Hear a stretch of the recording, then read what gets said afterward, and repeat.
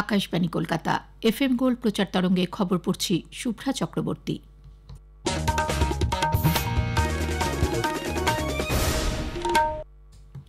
বিশেষ বিশেষ খবর। দেশবাসী আজ সশ্রদ্ধ চিত্তে জাতির জনক মহাত্মা গান্ধী ১৫৫তম জন্মবার্ষিকীতে তাঁকে স্মরণ করছে। রাষ্ট্রপতি, উপরাষ্ট্রপতি, প্রধানমন্ত্রী রাজঘাটে পুষ্পার্ঘ্য নিবেদন করেন। দিনটি আন্তর্জাতিক অহিংসা দিবস হিসেবেও পালিত হচ্ছে। প্রধানমন্ত্রী নরেন্দ্র মোদী বলেছেন, পরিচ্ছন্ন ভারতের স্বপ্ন সফল করতে লাগাতার চেষ্টা চালিয়ে যেতে হবে। স্বচ্ছ ভারত মিশনের ১০ বছর উপলক্ষে স্বচ্ছতাই সেবা ২০২৪ কর্মসূচিতে আজ তিনি অংশ নেন। রেল, তথ্য ও সম্প্রচার এবং তথ্য প্রযুক্তিমন্ত্রী অশ্বিনী বৈষ্ণব একগুচ্ছ কর্মসূচি নিয়ে আজ কলকাতায় এসেছেন। ৯ থেকে ১২ কোচের পরিবর্তিত ট্রেন পরিষেবার আনুষ্ঠানিক সূচনা ও ২টি নতুন ট্রেন রুটও চালু করবেন তিনি। আজ মহালয়া। পিতৃপক্ষের অবসানে গঙ্গা সহ রাজ্যের বিভিন্ন জেলার নদ নদীর ঘাটগুলিতে চলছে তর্পণ। ইসরায়েলকে লক্ষ্য করে ইরান কমপক্ষে ২০০টি ক্ষেপণাস্ত্র হামলার প্রেক্ষিতে ওই অঞ্চলে উত্তেজনা আরও বেড়েছে। আসছি বিস্তারিত খবরে।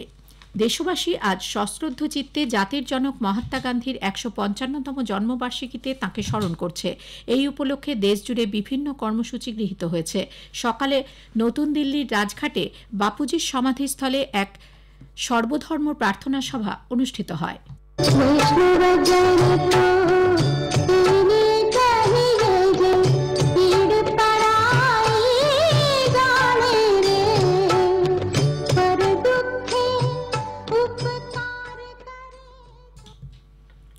রাষ্ট্রপতি দ্রৌপদী মুর্মু, উপরাষ্ট্রপতি জগদীপ ধনখড়, প্রধানমন্ত্রী নরেন্দ্র মোদী, লোকসভার অধ্যক্ষ ওম বিড়লা, কেন্দ্রীয় মন্ত্রীবর্গ, লোকসভার বিরোধী নেতা রাহুল গান্ধী আজ রাজঘাটে পুষ্পার্ঘ্য নিবেদন করে শ্রদ্ধা জানান।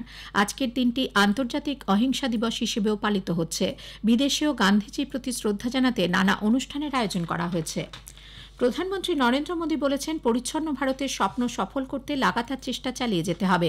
নতুন দিল্লিতে আজ তিনি স্বচ্ছ ভারত মিশনের 10 বছর উপলক্ষে স্বচ্ছতাই সেবা ২০২৪ কর্মসূচিতে বক্তব্য রাখতে গিয়ে তিনি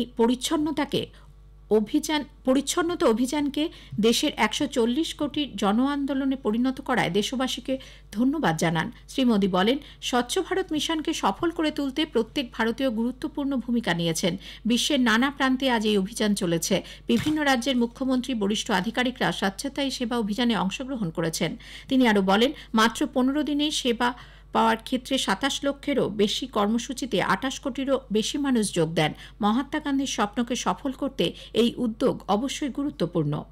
जिस भारत का सपना गांधी जी और देश की महान विभूतियों ने देखा था, वो सपना हम सब मिलकर के पूरा करें। आज का दिन हमें ये प्रेरणा देता है। आज 2 अक्टूबर के दिन मैं कर्तव्य बोध से भी भरा हुआ हूँ और उतना ही भावुक भी हूँ। आज स्वच्छ भारत मिशन को, उसकी यात्रा को 10 साल के मुकाम पर हम पहुँच चुके हैं। ये यात्रा करोड़ों भारतवासियों की अटूट प्रतिबद्धता का प्रतीक है। এর আগে শ্রী মোদী স্কুল পড়ুয়াদের সঙ্গে স্বচ্ছতা অভিযানে অংশ নেন। ভারতীয় জনতা পার্টির সর্বভারতীয় সভাপতি জেপি নাড্ডা সহ অন্য সাংসদরা সাফাই অভিযানে সামিল হন। আকাশবাণী সহ বিভিন্ন কেন্দ্রীয় সরকারি দপ্তরে আয়োজন করা হয় স্বচ্ছতা অভিযান। আকাশবাণীর সংবাদদাতা জানাচ্ছেন, স্বচ্ছ ভারত দিবসের অনুষ্ঠান ভারতের 1 দশকেরও বেশি সময় ধরে চলা পরিচ্ছন্নতা অভিযানের সাফল্যকে প্রতিফলিত করবে। সদ্য সমাপ্ত স্বচ্ছতাই সেবা কর্মসূচির বিভিন্ন দিকও তুলে ধরা হবে এর মাধ্যমে। এবছরের স্বচ্ছতাই সেবার মূল বিষয় স্বভাব স্বচ্ছতা, সংস্কার স্বচ্ছতা। এর আওতায় 17 কোটিরও বেশি মানুষের অংশগ্রহণে 19 লক্ষ কর্মসূচি পালন করা হয়। রাষ্ট্রপতি দ্রৌপদী মুর্মু সত্য, অহিংসা, প্রেম এবং শুদ্ধতার মূল্যবোধ এবং মহাত্মা গান্ধীর স্বপ্নের ভারতের ধারণাকে আত্মস্থ করার জন্য জনগণের প্রতি আহ্বান জানিয়েছেন। জাতির জনক মহাত্মা গান্ধীর ১৫৫তম জন্মবার্ষিকীতে রাষ্ট্রপতি দেশ ও সমাজের ক্রমাগত এগিয়ে যাওয়ার জন্য ডাক দেন। তিনি বলেন, সত্য অহিংসার অনুসরণকারী বাপুর জীবন সমগ্র মানবতার জন্য এক অনন্য বার্তা বয়ে আনে। পশ্চিমবঙ্গের রাজ্যপাল সিভি আনন্দ বোস জাতির জনক মহাত্মা গান্ধীর ১৫৫তম জন্মদিন উপলক্ষে ব্যারাকপুর গান্ধীঘাটে প্রার্থনা সভায় যোগ দেন। গান্ধীজির স্মৃতিস্তম্ভে পুষ্পার্ঘ্য অর্পণ করেন। তথ্য সংস্কৃতি দপ্তরের শিল্পীদের পরিবেশিত দেশাত্মবোধক গান শোনেন। উপস্থিত স্কুল পড়ুয়ারা গান্ধীজির বাণী পড়ে শোনায়। মুখ্যমন্ত্রী মমতা ব্যানার্জিও এক্স হ্যান্ডেলে এক বার্তায় মহাত্মা গান্ধীর প্রতি শ্রদ্ধা জানিয়েছেন। যথাযোগ্য মর্যাদায় আজ প্রাক্তন প্রধানমন্ত্রী লাল বাহাদুর শাস্ত্রীর 121তম জন্মদিন পালন করা হচ্ছে। মহাত্মা গান্ধীর আদর্শে অনুপ্রাণিত হয়ে তিনি দেশের স্বাধীনতা আন্দোলনে ঝাঁপিয়ে পড়েছিলেন। বিভিন্ন অনুষ্ঠানের মধ্য দিয়ে আজ তাঁর স্মৃতি তর্পণ করা হচ্ছে। উপরাষ্ট্রপতি জগদীপ ধনখড় এবং প্রধানমন্ত্রী নরেন্দ্র মোদী বিজয়ঘাটে শাস্ত্রীজিকে শ্রদ্ধা জানান। এ খবর প্রচারিত হচ্ছে আকাশবাণী কলকাতা কেন্দ্র থেকে। রেল, তথ্য সম্প্রচার এবং তথ্য প্রযুক্তিমন্ত্রী অশ্বিনী বৈষ্ণব একগুচ্ছ কর্মসূচি নিয়ে আজ কলকাতায় নেতাজি সুভাষচন্দ্র বোস আন্তর্জাতিক বিমানবন্দর এসে পৌঁছন। তাঁকে স্বাগত জানান রেলের পূর্বাঞ্চলের ডিজি টিভি কে রেড্ডি এবং তথ্য সম্প্রচার ও রেল মন্ত্রকের আধিকারিকরা। তিনি সকলকে শারদীয়া উৎসবের শুভেচ্ছা জ্ঞাপন করে আরজি করের নির্যাতিতা ন্যায় বিচার পাবেন বলে আশা প্রকাশ করেন। सबसे पहले सबको पूजा की बहुत बहुत शुभकामनाएं। आज से देवी पक्ष चालू होता है। आज सुबह आकाशवाणी में महालया इस पवित्र समय के लिए शुभकामनाएं अभिनंदन करता हूँ। पूजा और देवी पक्ष में आरंभ होने के समय में मैं प्रार्थना करता हूँ कि जो हमारी बहन है उनको न्याय मिले। তিনি আজ পূর্ব রেলের শিয়ালদা ডিভিশনের শিয়ালদা শহরতলি এলাকার ট্রেন পরিষেবার 9 থেকে 12 কোচের পরিবর্তিত হওয়ার আনুষ্ঠানিক সূচনার পাশাপাশি নতুন ট্রেন রুটও চালু করবেন। এর মধ্যে রয়েছে আজিমগঞ্জ কাশিমবাজার এবং কৃষ্ণনগর আজিমগঞ্জের মধ্যে ট্রেন পরিষেবা। নাসিপুর রেল ব্রিজের নির্মাণ কাজ সম্পূর্ণ হওয়ায় মুর্শিদাবাদ আজিমগঞ্জের মধ্যে রেল যোগাযোগ আর উন্নত হবে এবং যাতায়াতের সময় কমবে।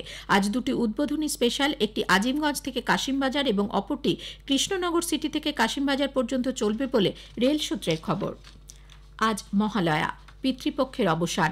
প্রতিবারের মতো এবারেও আকাশবাণীর বিশেষ প্রভাতী অনুষ্ঠান মহিষাসুরমর্দিনী বয়ানে দেবী দুর্গার আগমন বার্তা এবছর প্রচারিত হয় আকাশবাণীর সংগ্রহশালা থেকে 1972 সালের সংকলন।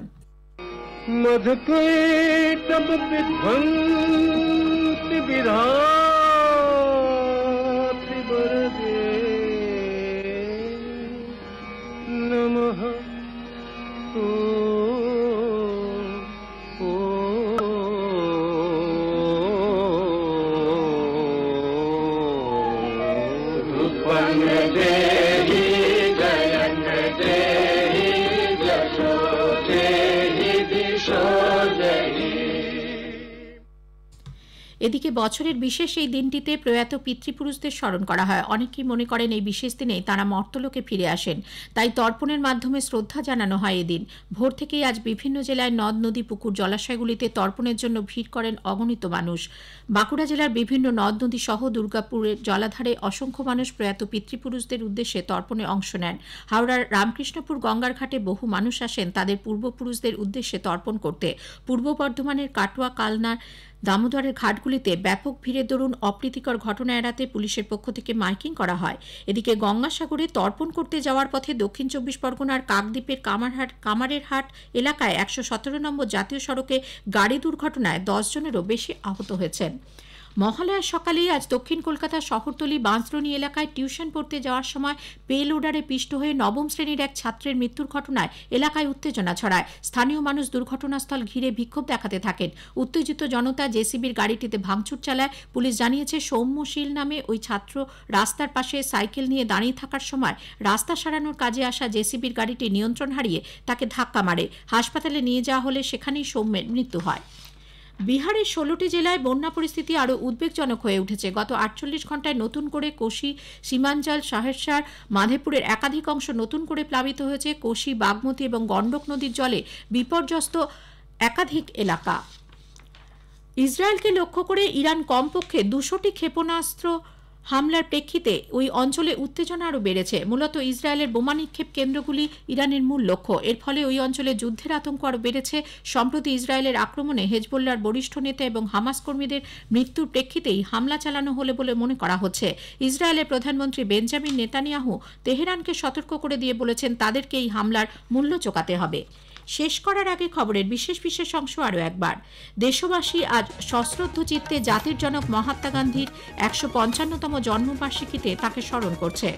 প্রধানমন্ত্রী নরেন্দ্র মোদী বলেছেন, পরিচ্ছন্ন ভারতের স্বপ্ন সফল করতে লাগাতার চেষ্টা চালিয়ে যেতে হবে।